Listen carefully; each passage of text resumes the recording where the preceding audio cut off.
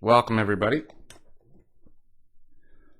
This is a free logic course that's available, that I'm making available for everybody on the YouTube.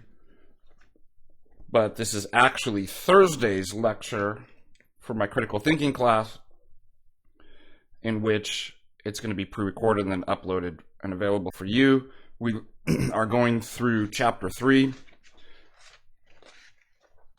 on the informal fallacies. So if you remember the previous lecture, we covered fallacies of relevance 3.2, and then 3.3 was, let's see here,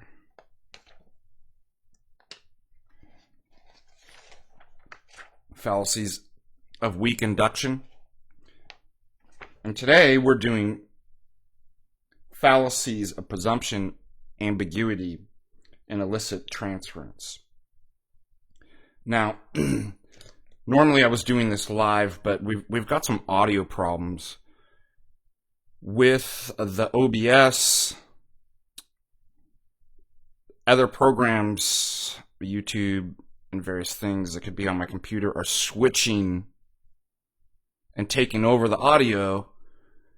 And so last night I tried to do a live stream, and that audio just, when it was taken over by one of the other programs and switched it, it basically made it sound like I was underwater.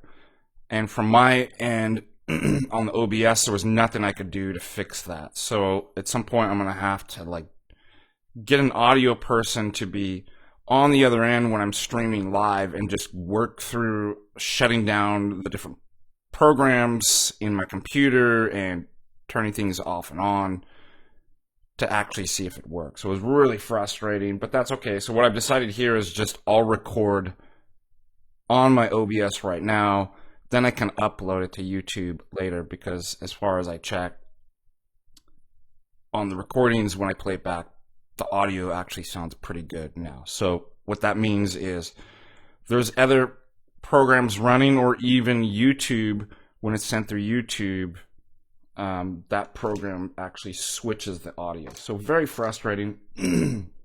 So I apologize for that, but that's all right. We are on task to finish 3.4 today. So let's look at the PowerPoint.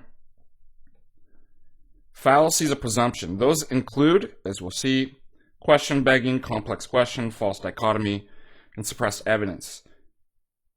Now, unlike the previous sections that we discussed, in which the fallacies arise because the premises are irrelevant to the conclusion, or as we saw, provide little or insufficient evidence for supporting or reason for believing the conclusion, these are different.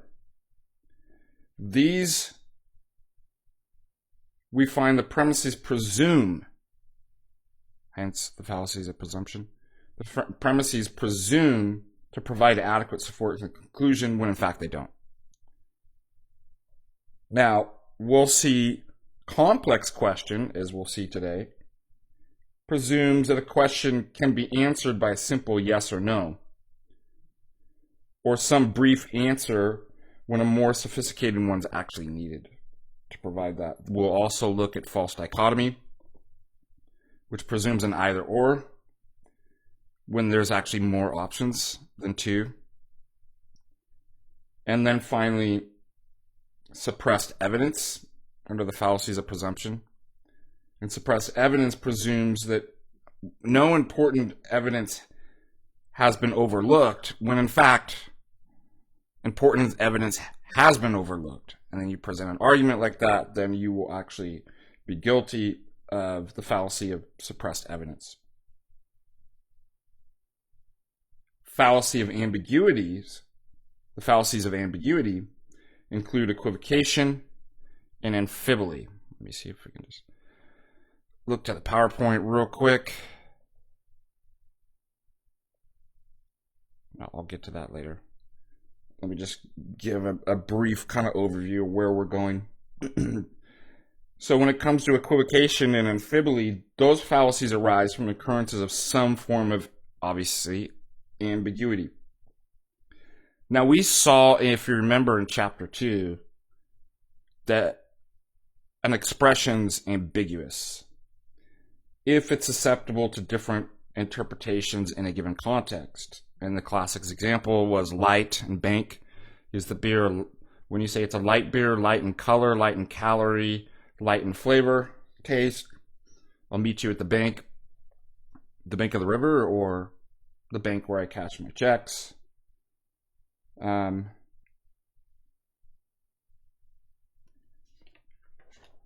example here in the book was tuna are biting off the Washington coast. Well, does that mean the fishing's good, or they're actually biting literally the coast of Washington off? That one's kind of a funny one. And then, obviously, an argument depends on shifting in the meaning of an ambiguous word or phrase, or on the wrong interpretation of an ambiguous statement. Then guess what? Your argument's committed the fallacy of ambiguity. Fallacies of illicit transference. Those include, as we'll see, composition and division. And those arguments commit those fallacies when they involve incorrect transference of an attribute or parts to something onto the whole, or vice versa, the whole onto the parts. Okay, so let's begin with the fallacies of presumption with the fallacy of begging the question. That's the petitio principii.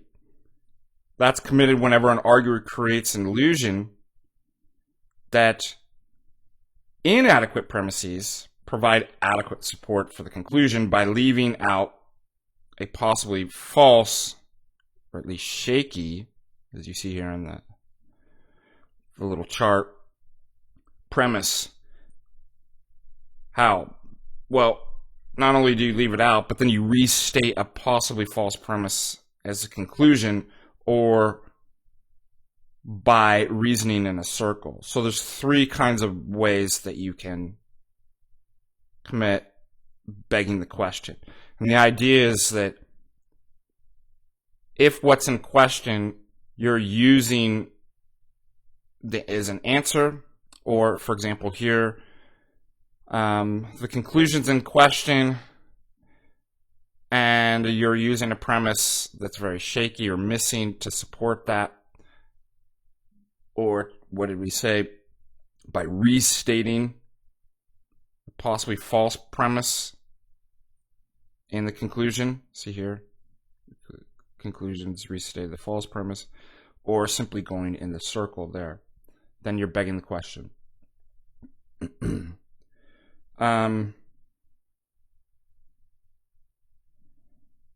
Let's use some examples. Murder is morally wrong. This being the case, it's this one uses abortion, but you could put in it follows that shooting intruder is morally wrong. Well, the first that example begs a question. How do we know that self-defense is morally wrong? Or, a form of murder? You're just stating, but you have to prove that. So there's a missing premise there, a shaky premise, or something that needs to be further supported. You'd have to show that all forms of self-defense are forms of murder, and therefore murder is always wrong, therefore self-defense is morally wrong. Here's another one. We know that humans are intended to eat lots of fruit because the human hand or arm are perfectly suited for picking fruit from a tree. Well, wait a minute. Here's what's in question. Does the structure and function of the human hand and arm tell us what humans should eat? You're just assuming that it does without any support for that. So you're begging an answer out of that question. You're using that, and that's not going to work. Let's see some more. It's obvious that the poor in this country should be given handouts from the government. After all, these people earn less than the average citizen. Well, just because the poor earn less than the average citizen, does this imply that government should give them handouts? Begging the question. It may be, but you can't just simply, as stated as such, it's just an assertion. And those sorts of assertions are begging the question. Here's another one. Clearly, terminally ill patients have a right to doctor-assisted suicide. After all, many of these people are unable to commit suicides themselves. Well, that begs the question. Just because terminally ill people cannot commit suicide, should they? You're just asserting that. It's unfounded. It does not follow that they have a right to doctors' assistance in committing suicide. So something's been left out of the original arguments. The first one we saw that self-defense is a form of murder. The second one is a missing premise. That was, well, the structure and function of the human hand and arm tell us what humans should eat. You'd have to support that. And all those premises are crucial for the soundness of the argument. If the arguer is unable to establish the truth of those premises, then the argument doesn't prove anything. It's just an assertion. But in most cases, with the begging the question, this is precisely why they're actually left out. And those premises that would support are left unstated. Why? Because the arguer can't establish the truth, and by employing that kind of rhetorical phraseology, which they'll often use, well, of course, human hands are. Well, of course, we know. We now know. Obviously, these sorts of things, that's sort of the kind of the sorcery with rhetoric to mislead you into thinking that what's asserted without support, i.e. the mere assertion, will suffice to support the conclusion. So again, sorcery with words, they're misleading you, and there is no argument. It's literally just an assertion. It's begging the question. Let's see. So you can always put the question mark back further. How do you know? Why is that true? Why is that a justification? Well, because I said so. Because we all agree to that. Well, that's begging the question. Is mere agreement mean that it's a justification or that it's true? No. So again, you're begging the question. So this one's committed quite often. The second... Oh, and by the way, I should state that you will see the phrase begging the question misused in common speech on TV. I mean, it's terrible, but sometimes even in academia. Often you'll hear people say, well, it begs the question, who was the murderer? That's not actually that's a misuse of the term. It doesn't mean I have a question or we don't know who the murderer is, and so it leads us to a further question. Again, it goes back to looking at that PowerPoint. It's either a form of circular reasoning, see number 3 here, or number 1 and number 2, that there's a missing premise. As we had saw, the missing premise for the first example is that all forms of self-defense are a form of murder. Or number 2, you have a shaky premise that you start off with And that's purporting to support the conclusion, but the conclusion just simply states the shaky premise as its evidence and support, which again is somewhat similar to number 3. But, so now we know, begging the question doesn't mean we have a question that hasn't been answered.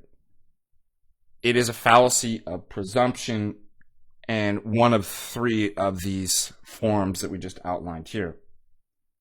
The second form of petitio principii, or principii, however you want to pronounce the Latin, whether it's ecclesial or in the kind of academic sense, scholastic sense. The second form occurs when the conclusion of an argument merely restates a possible false premise, but in a slightly different way. A little bit different language. In that type of move, the premise supports the conclusion. And then, see, this is kind of circular reasoning, and the conclusion tends to reinforce the premise. Capital punishment is justified for the crimes of murder and kidnapping because it's quite legitimate and appropriate that someone be put to death for having committed such hateful and inhuman acts. So legitimate and appropriate, justification supports legitimate and legitimate and appropriate comes back and says that's what actually makes it justified. How do you know it's justified? Because it's legitimate and appropriate. Why is it legitimate and appropriate? Because that's what all justified acts do. Second example, anyone who preaches revolution has a vision of the future for the simple reason that if a person has no vision of the future, he could not possibly preach revolution. So you're just repeating the same thing there. So it's a little bit different. So one is going into circle by, well, how do I know that it's justified? Because it's legitimate and appropriate. Well, how do I know that it's legitimate and appropriate? Because obviously it's justified. Is different than simply restating the phrase. But it gives the illusion in both cases, because in the second one you're just stating the exact same thing. The other one is a little bit different. But in both cases, you create the illusion that independent evidence is actually being presented, but it's not. There's no independent evidence being presented in support of the conclusion. And they both hinge on this kind of rhetorical phraseology as well that will mislead you. Hateful and human and inhumane, simple reason, could not be possible. All of that is supposed to cloud and confuse you from actually seeing what's actually going on, that there actually is no support for what's being asserted as the conclusion. It creates an illusion. So again, part of this, to reveal this, is simply to ask, how do you know that? Why is that the case?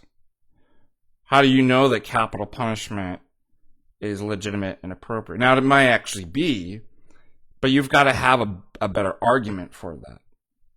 On the second one, how do you know people who preach revolution really do have a vision of the future? Because they have a vision of the future. See, if you put it in that kind of question, the person restates that, all of that kind of sorcery language that's supposed to give the illusion and distract you from what's actually going on is removed, and then you can clearly see that there is no support for it. They're either restating it or they're simply going in a circle. The third form of petitio principii involves circular reasoning and a chain of inferences. So that goes back to, if you look at number 3 there. So see, there's a chain. These are kind of just almost immediate inferences. This is a chain of inferences here, having the first premise that's actually probably false or very shaky. It's not enough. It's either completely false, it's unjustified, or it's just not enough. and then you go through a series of inferences, but you eventually get to the conclusion that you want to is simply coming back and depending on something that's either patently false, non-existent, or simply assertion. So let's look at this example. Verizon has the best wireless service. So that's the conclusion. Why? Well, after all, their phones have the clearest sound, right? And we all know. We know because because customers hear better on Verizon phones. And by the way, making jokes, that's another fallacy that I've identified. You switch to the Richard Dawkins, Oxford, Cambridge, British accent whenever your argument fails. We now know that science gives us certainty on everything. When all arguments fail, move into a Richard Dawkins, British, Oxford, Cambridge accent, and people immediately think, wow, he sounds so smart. That would be the fallacy of the British accent, the Oxford accent fallacy. And you always have to throw in, we know. And we know this because customers have better Verizon phones. Why? And this follows from the fact that Verizon has digital technology. This is exactly what you'd expect given that Verizon has the best wireless service. So notice it's come back full circle. So you went through a series of chain of inferences here, but you eventually just come back. Verizon has the best wireless services. How do we know that? Because that's what you would expect from the phone company Verizon that has the best wireless services. All right? Where does the reasoning begin? What's the source? It just goes in a circle, right? So that's a clear example of the third variety of circularity. Now, obviously, that probably won't. That's pretty straightforward. As the book states, that's probably not going to convince anyone. But there are ones that are more complicated that would be having this same structure. So we always go what's clear and start with that to identify what's actually going on here, to go to the more obscure things that aren't so clear that you might actually get duped on.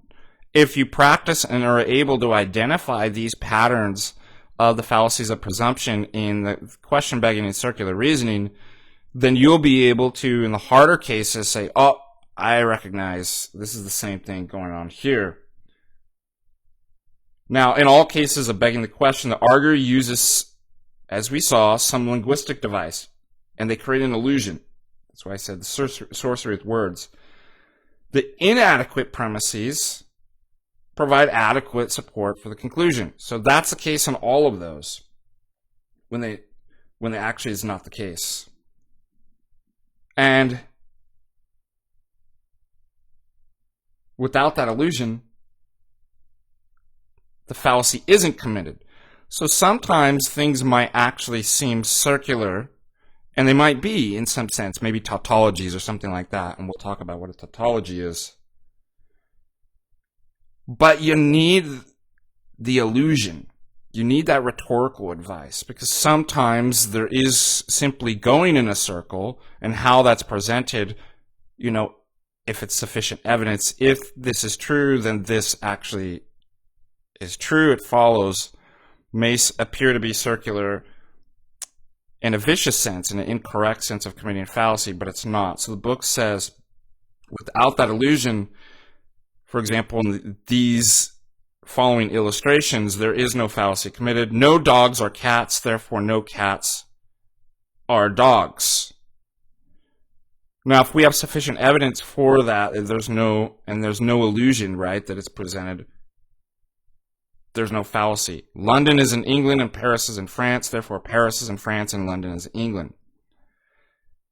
Of course, both of those and those premises of both arguments amount to little more than the restatement of the conclusion. Yet both the arguments are sound. Because why? They're valid. They have a valid structure and the premises are true. So no fallacy is committed. Because no illusion is created to make inadequate premises appear adequate.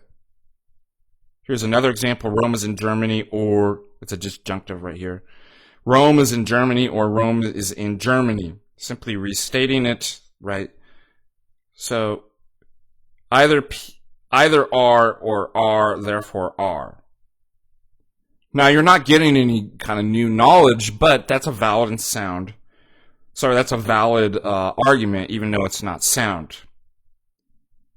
And if it's valid, we're not committing a fallacy. Yes, it's not true that Rome's in Germany, but the disjunctive is true. Either are or are. The conclusion is false, right? But it's not a fallacy because it's not trying to cover up anything. So it's not the form is valid, but the conclusion is actually false, and the premise is false. Anyways, let's move on to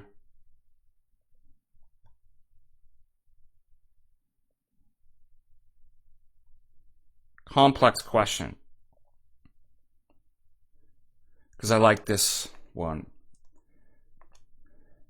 Complex question is actually created or committed when two or more questions are asked, but in the guise of a single question, and a single answer is given to them both. So it's kind of a trap. So then the respondent tries to answer that, and they can only give one kind of answer, even though there's kind of two questions that are implicit within there. Now, although it's not an argument as such, a complex question involves an implicit argument. There's something implicit in there that's being argued. And again, it's really set up that way in the questions to be a trap for the respondent, and acknowledging something that they might not otherwise would want to acknowledge, but they can't get out of it.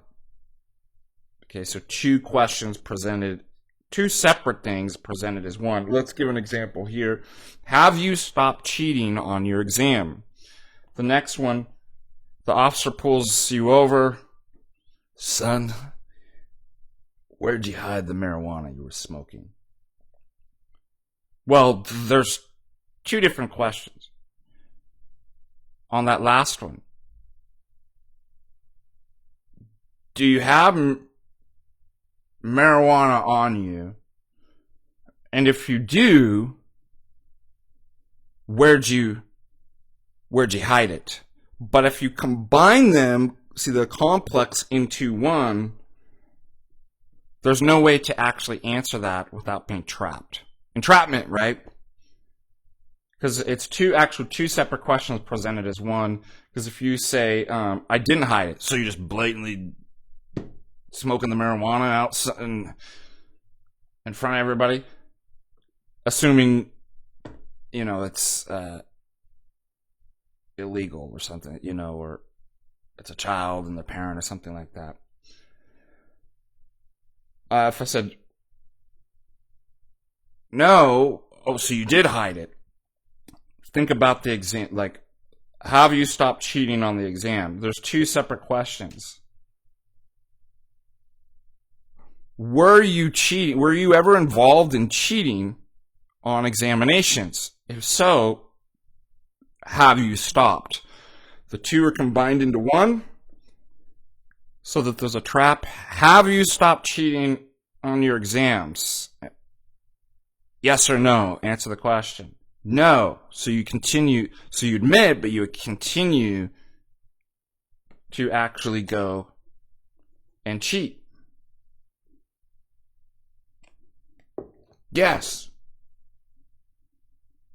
So you admit that you did cheat, you just have stopped. Do you see the problem there? So let's look at PowerPoint.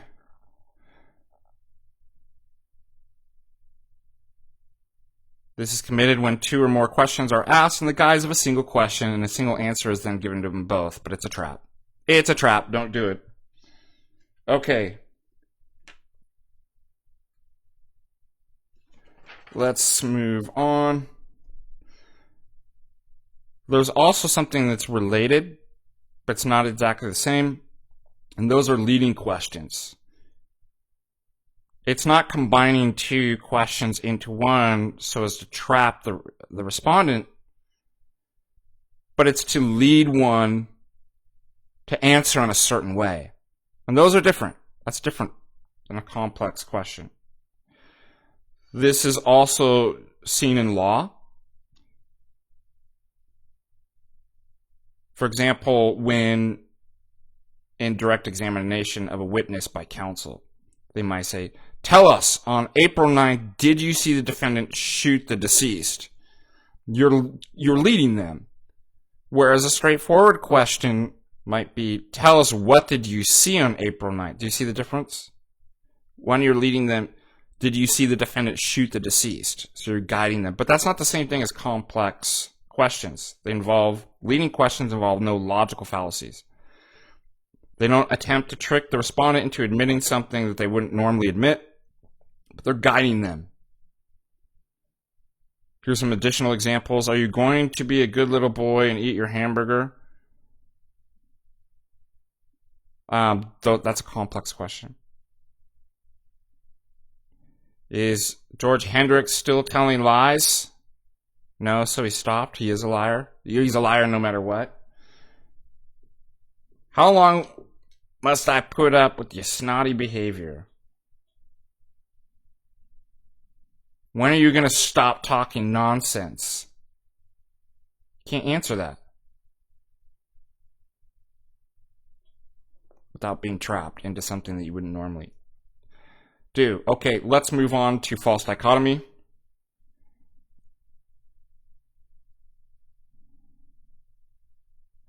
False dichotomy, this is committed when a disjunctive, as I stated before, is an either or. In the premise, and it presents two unlikely alternatives, as if they're the only two ones available. Then what happens is the arguer will then eliminate the other one, leaving the desirable one for the arguer, right? Maybe not for the opponent. And they leave that's the only one. You obviously have to take the conclusion because the other one's just absurd, right?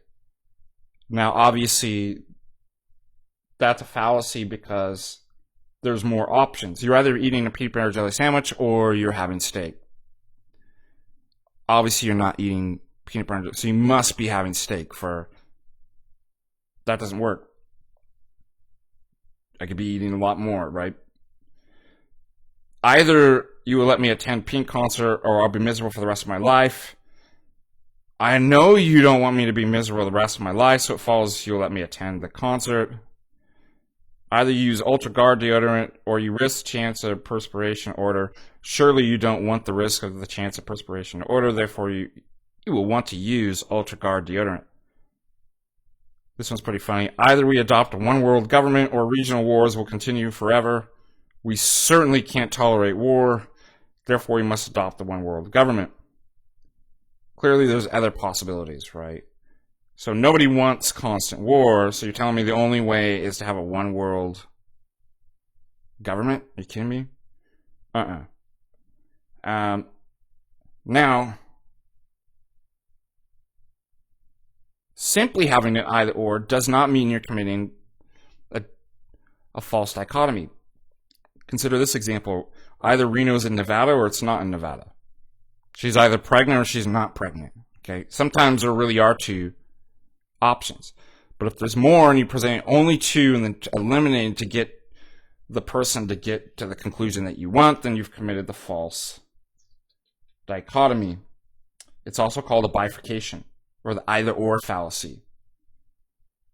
And in most cases, the arguer expresses only the disjunctive premises and leaves it to the reader to listen to supply the missing statements. Either you buy me a new mink coat, or I'll freeze to death when it comes winter.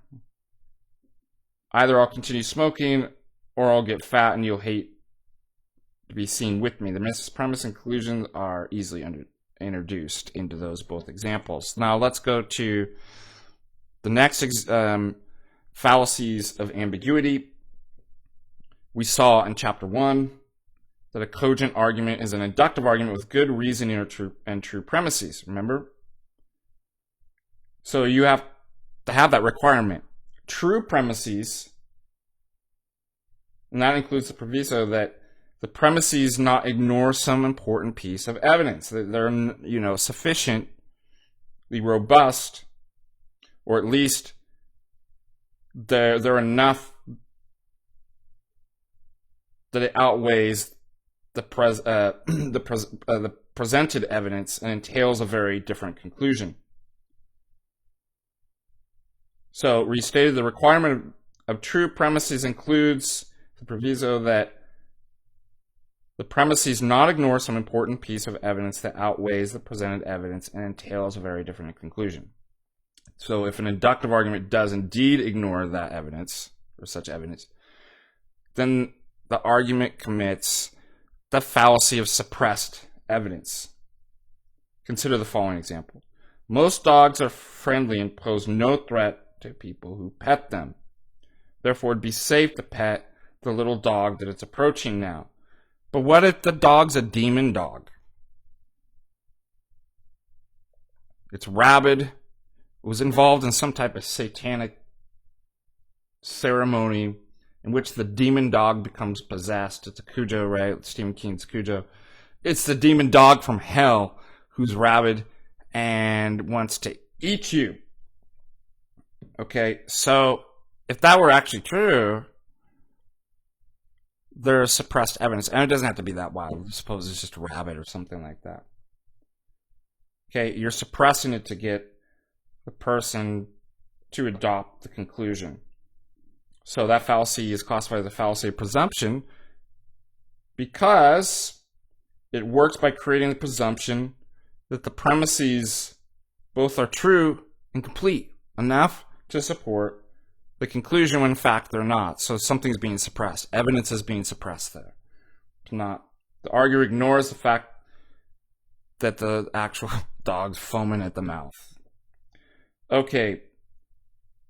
Let's move on. There's another example. The ad for Kentucky Fried Chicken says, buy a bucket of chicken and have a barrel of fun. Therefore, if we buy a bucket of chicken, we'll guarantee that we'll have lots of fun. But the ad fails to mention it's not packaged literally in the bucket.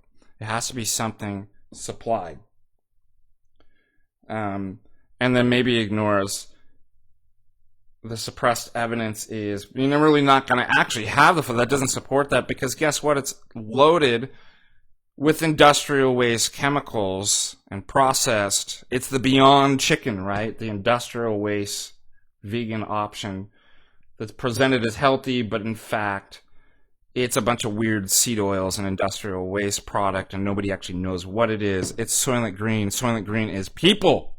If you remember that movie, we're suppressing the evidence. Don't eat the Beyond Chicken, Beyond Burger. Okay. Let's go back to, just so I can illustrate. Did I miss? Oh, I went forward. Excuse me. That's the suppressed evidence. Let's just restate it. The fallacy occurs when in an inductive argument, the arguer ignores important evidence that outweighs the presented evidence and entails a very different conclusion. Let's move to equivocation, which was the next slide.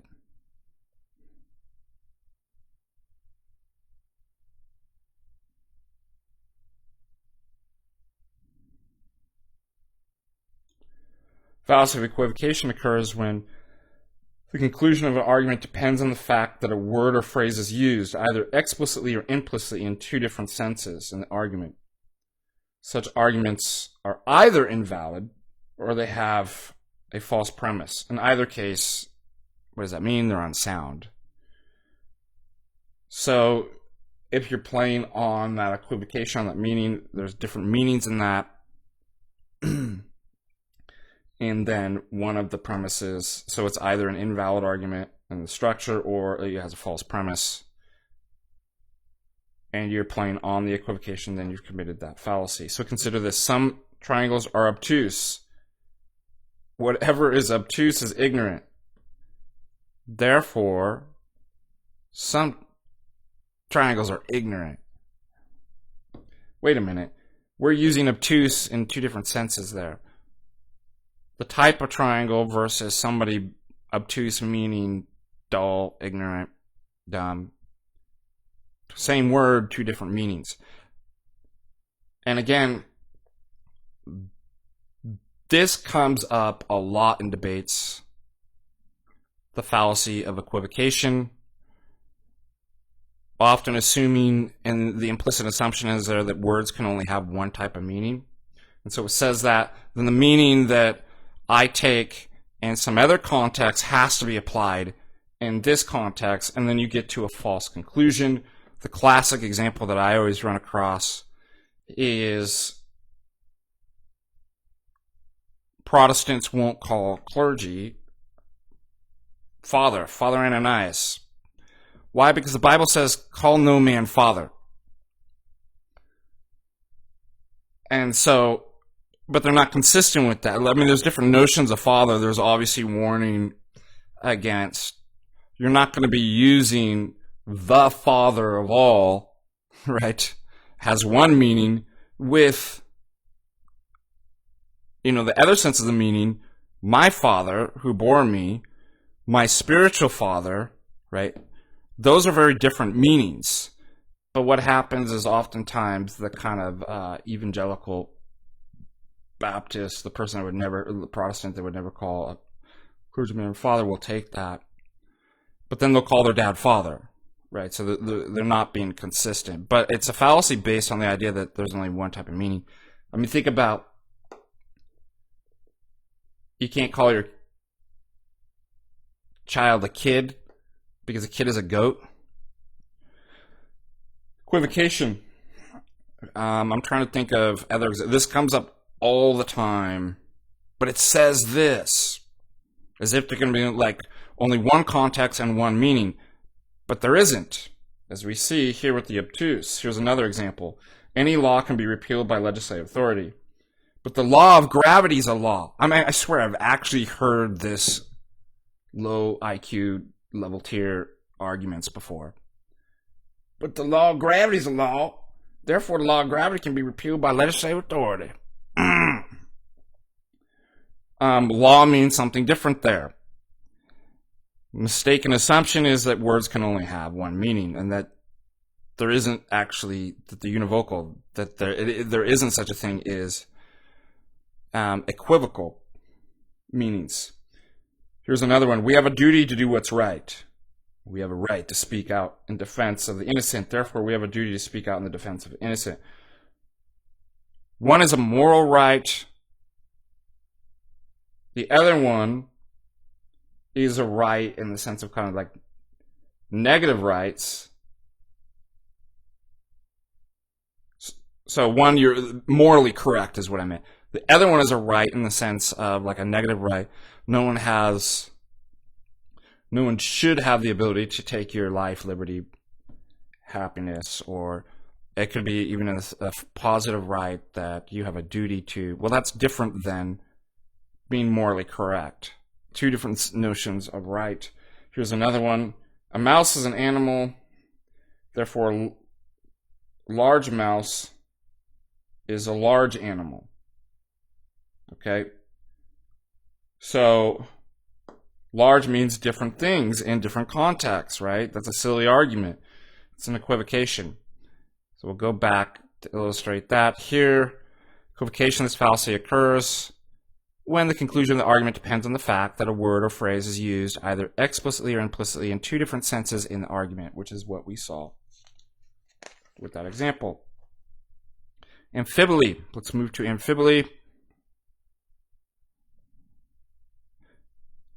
That fallacy occurs when the arguer misrepresents an ambiguous statement and then draws a conclusion based on that faulty interpretation.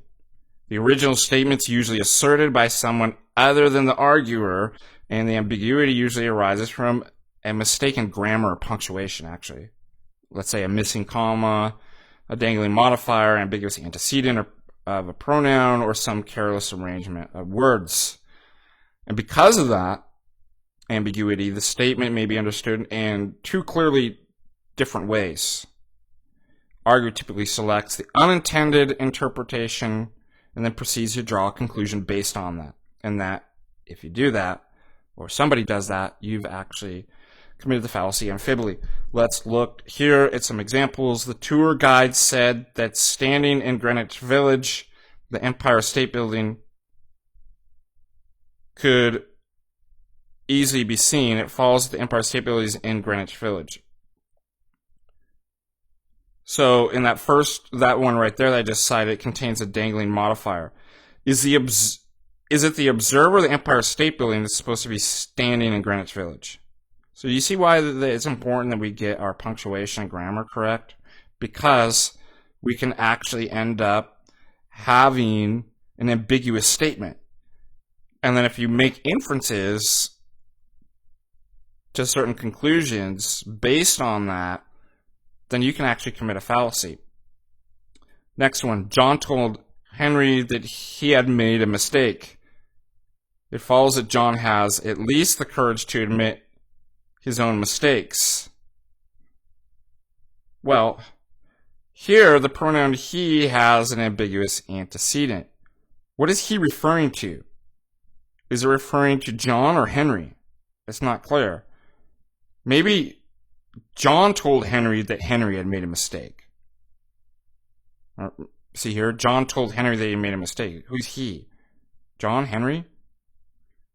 John told Henry that Henry made the mistake? Or the other way around? Let's look at another one. Professor Johnson said that he will give a lecture about heart failure in biology lecture hall.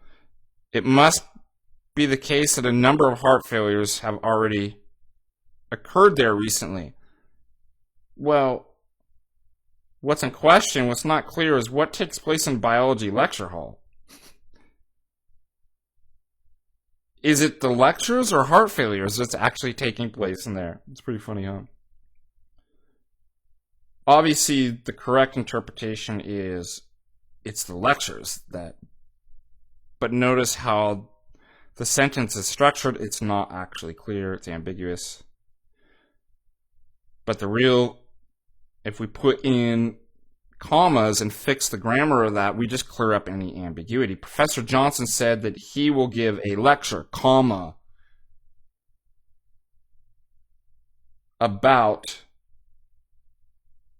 Professor Johnson said that he will give a lecture in the biology...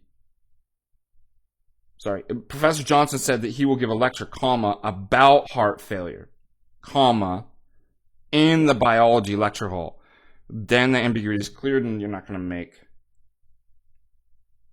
a fallacy there.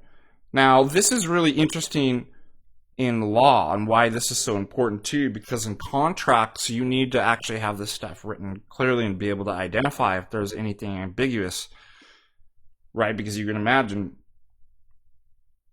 the problems that would arise in contract law and tort and stuff like that. Now, notice here, the drafters of the documents or these contracts often express their intentions in terms of ambiguous statements. So sometimes it's actually purposely done that way. So you got to be careful about that. Here's some examples. Miss Hart stated in her will, quote, I leave my 500-carat diamond necklace and my pet chinchilla to Alice and Teresa.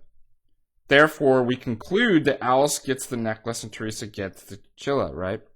It's not actually clear.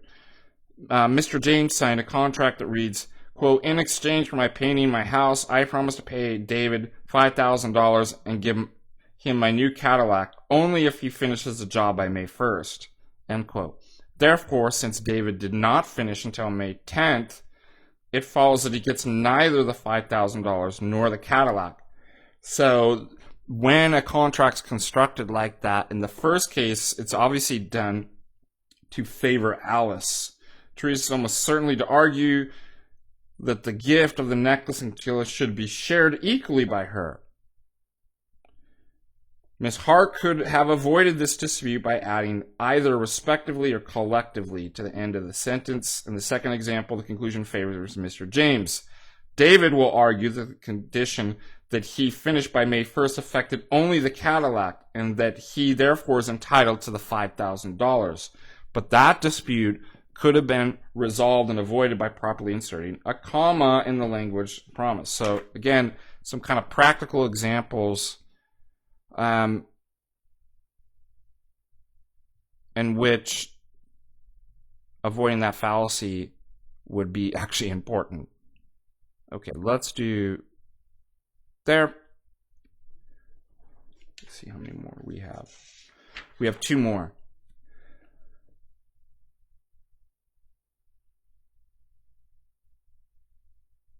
Two more fallacies to do.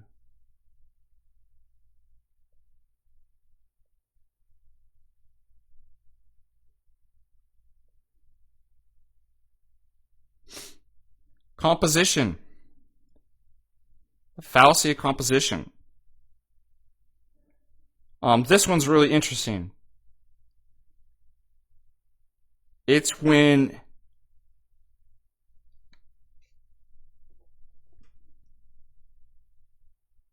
an argument depends on an erroneous transference from an attribute from the parts of something to the whole.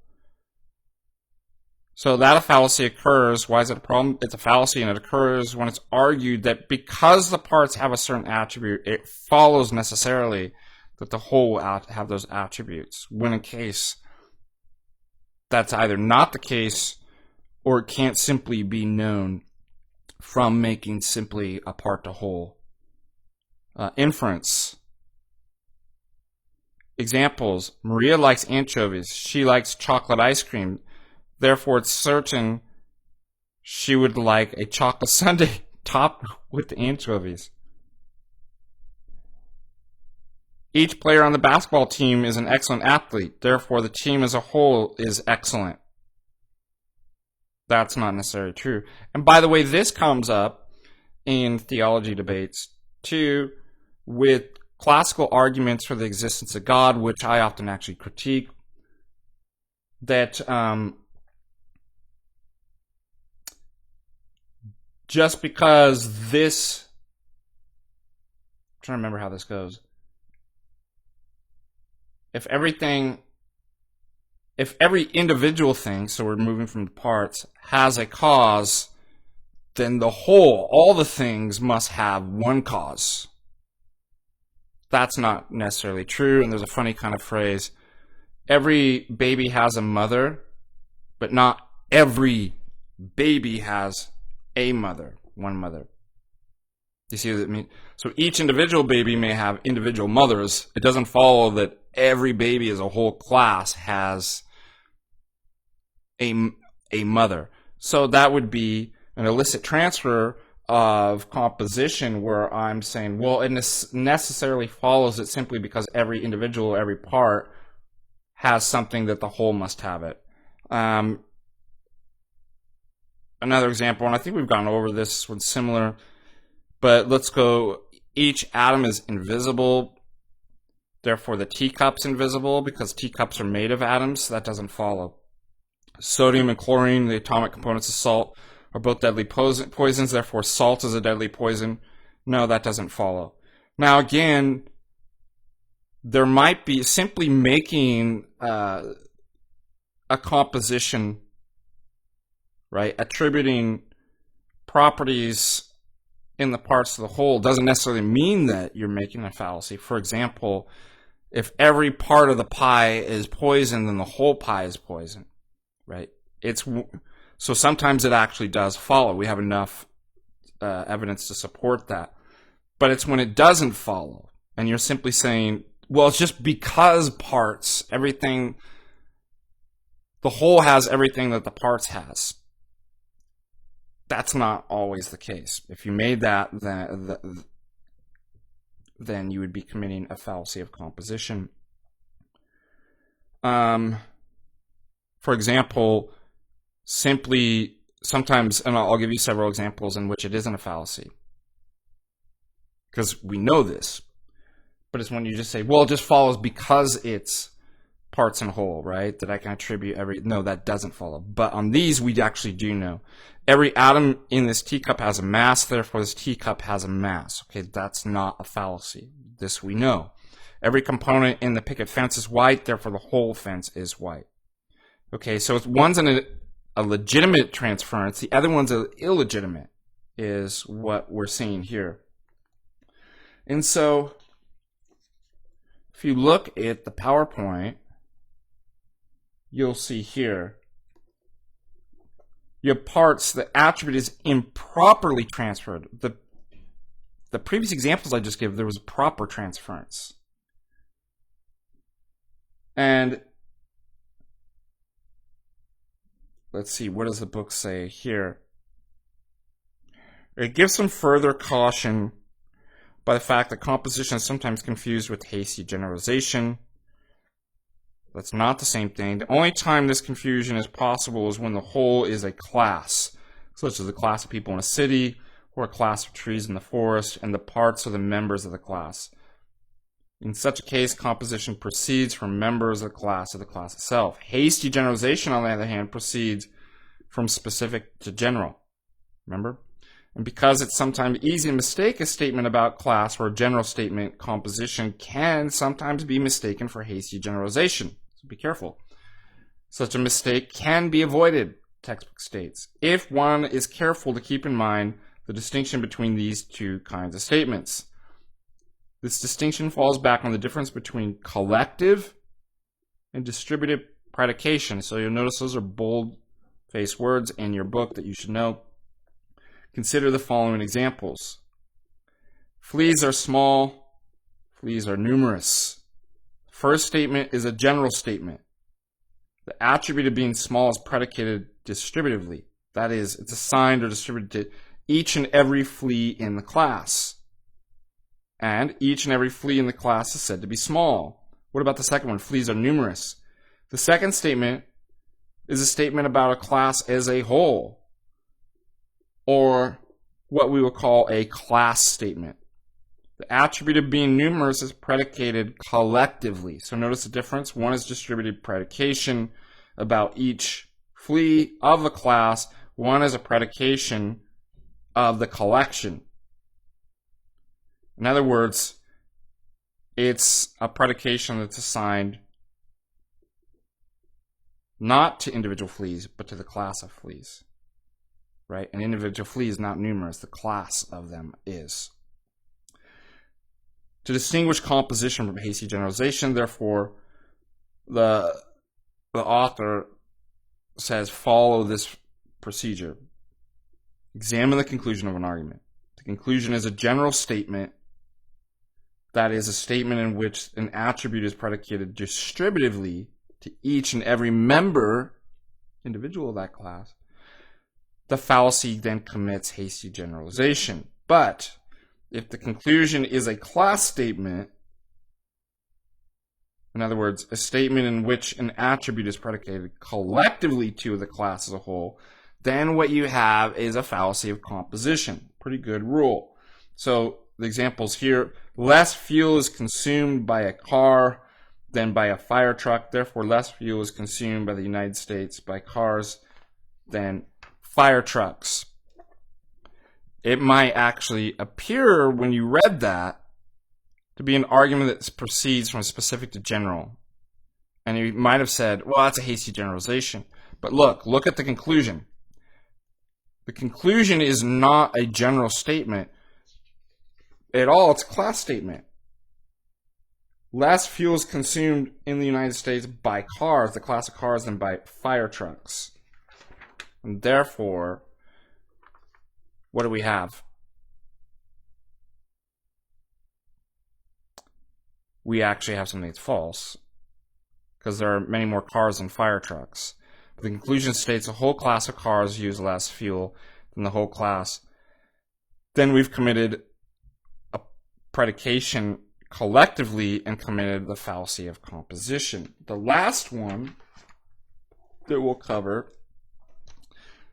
is just the opposite or converse.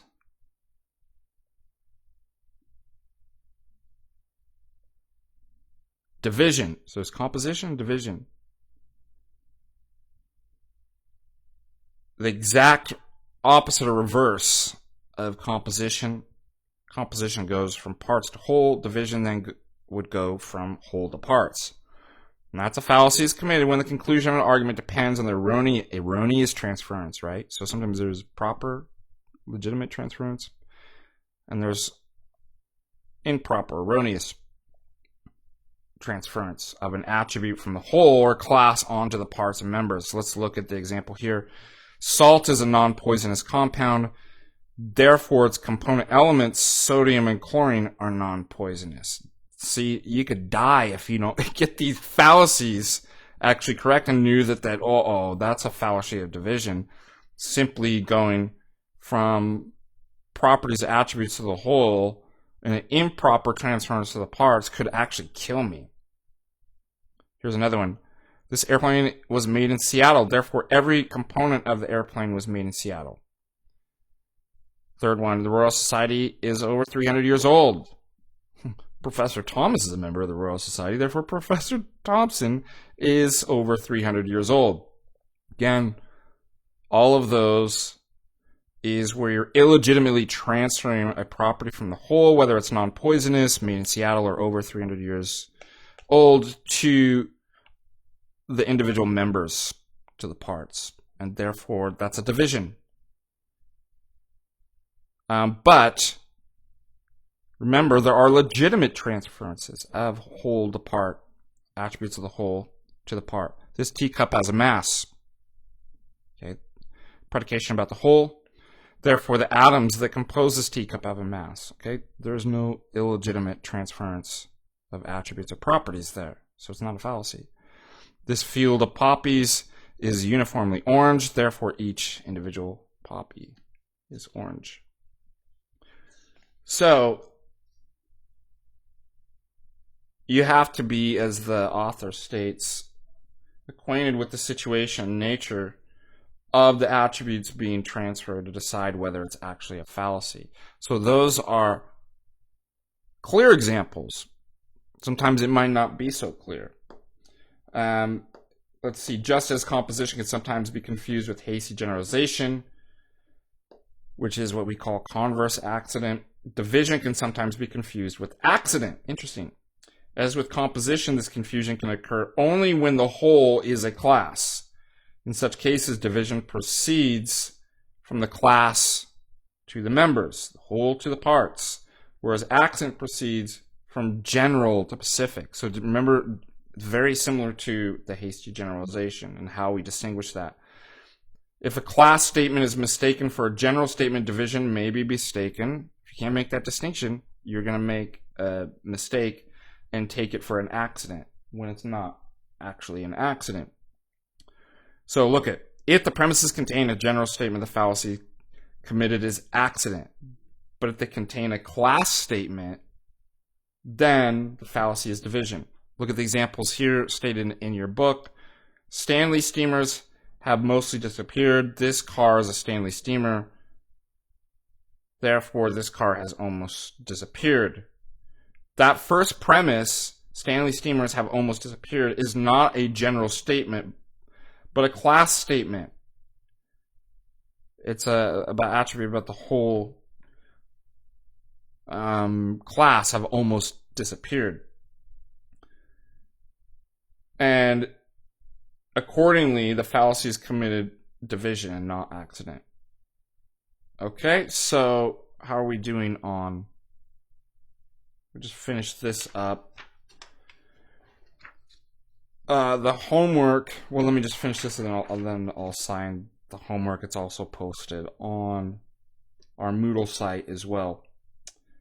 Equivocation is a kind of secondary fallacy that results from a primary fallacy, which is division. Isn't that interesting?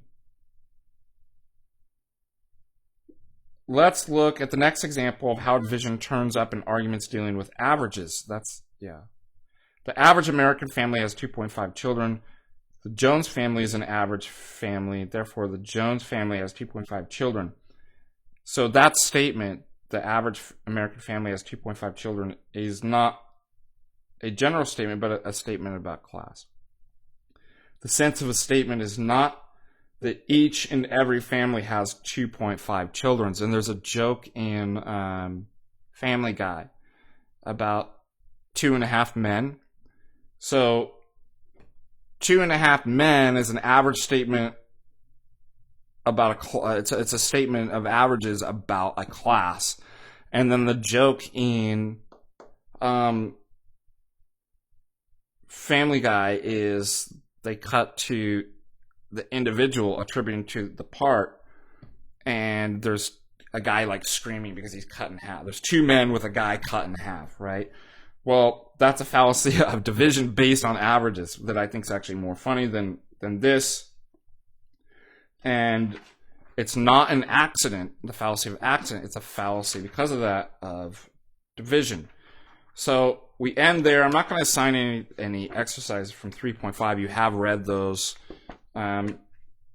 When we come back next week, we'll move to actually, and we'll kick it up a gear. It's going to get a little bit more difficult, but we're going to move into chapter 4, which is categorical propositions, but it's really important. I will actually probably assign to have ready by the following Tuesday. What is that? March 1st, that you have had read 4.1 and 4.2.